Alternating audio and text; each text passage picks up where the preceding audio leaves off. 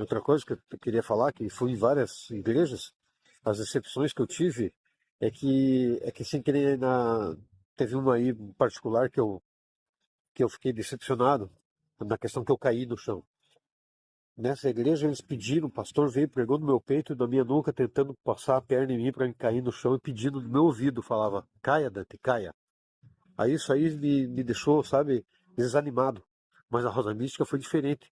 A Rosa Mística, ela me derrubou mesmo. Eu caí, literalmente eu caí. Eu tentei até não cair e ela me levou pro chão. E ali eu fiquei com a respiração ofegante e o rato pensava assim, eu falava para ele, cara, eu tô com a respiração, mas eu tô tranquilo, não tô cansado. Era o Espírito Santo que estava agindo em mim, tenho certeza disso. E eu fiquei, sabe, com uma visão assim, muito bonita, tava tudo muito bonito. Então acreditem que isso é verdadeiro. Abraço.